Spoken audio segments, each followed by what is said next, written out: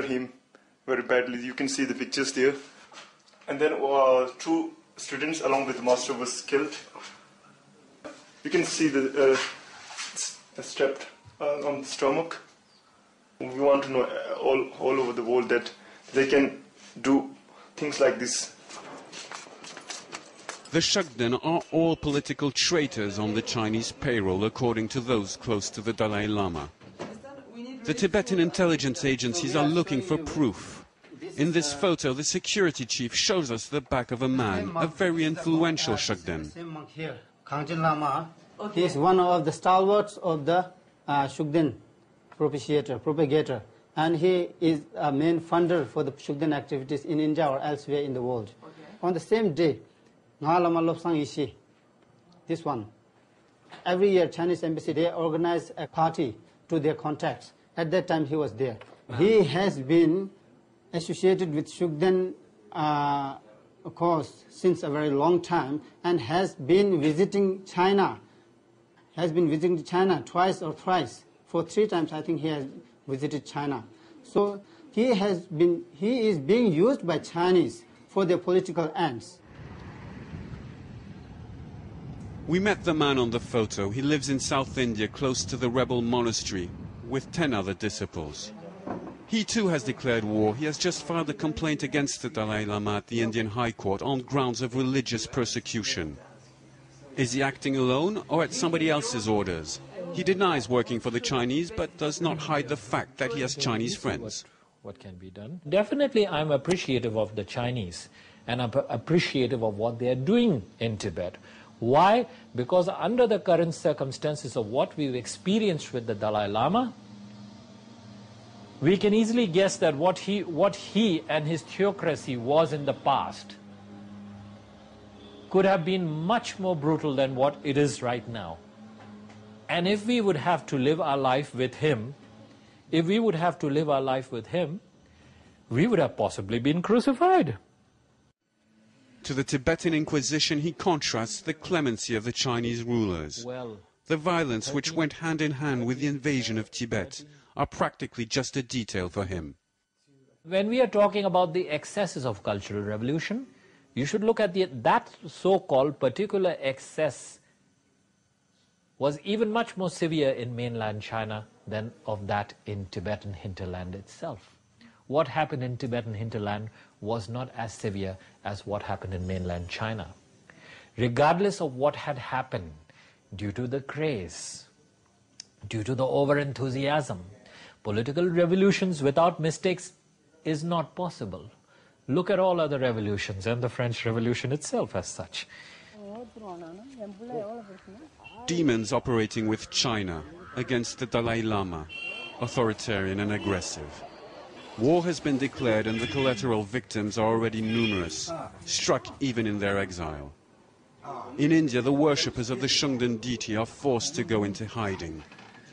This old woman had to flee her village because she felt threatened.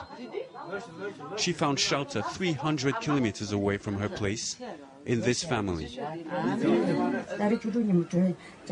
I took all my baggage, locked my house, and fled 3 days ago. I had no choice being the lone Shugden in my village. I have had a lot of problems. I couldn't sleep before 2 o'clock at night. I had to lock the door and place heavy rocks and wood against it to be sure no one could attack me. I kept locking my door so many times. Before, we also used to have faith in him, in Dalai Lama. Even we all had faith in him. But now she feels like every one of us feel that, if he's really Buddha, if he's really God, he won't create so much problem, he won't give us so much trouble, he won't, I believe if he's a Buddha, he won't give any problem to one, any human being, so we feel that, I think all of us have changed our mind now. We don't see him as we have seen him earlier,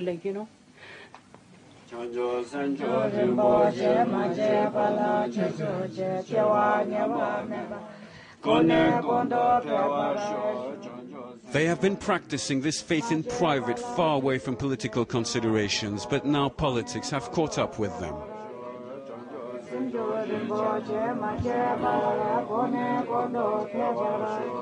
Behind this witch hunt of shugdens lies the fear of Chinese infiltration in the ranks of the Tibetan refugees, and the looming threat of a schism dangerous for the fight for the autonomy of Tibet.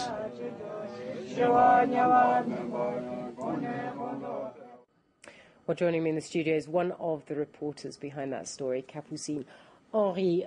Capucine, tell us a bit more about the political side of the Dalai Lama that you discovered.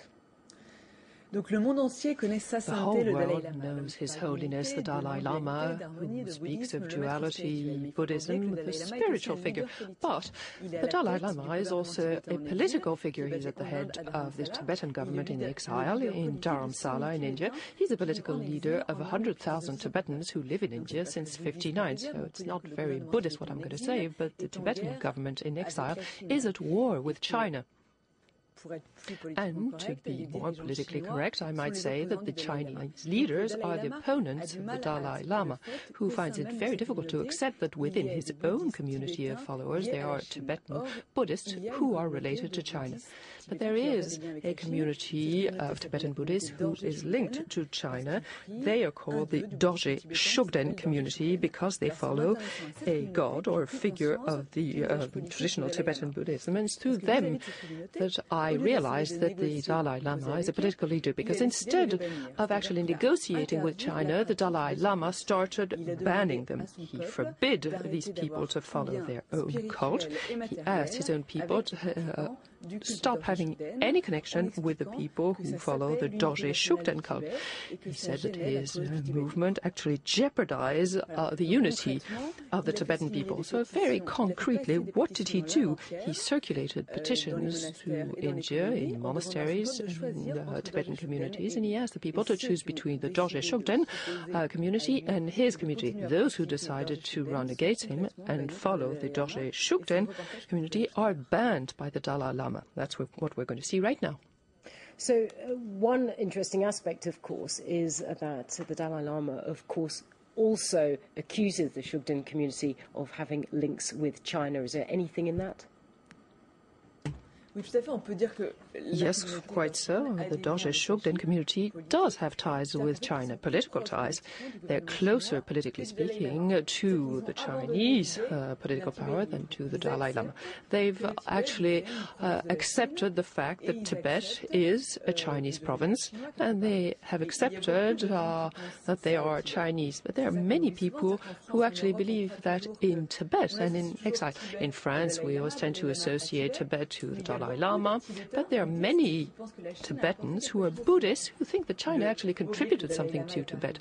Now, let us not forget that the Dalai Lama went to India 50 years ago, and that in India there's a whole generation of Tibetans who grew up with the Chinese, and they think that the Chinese did contribute something to Tibet.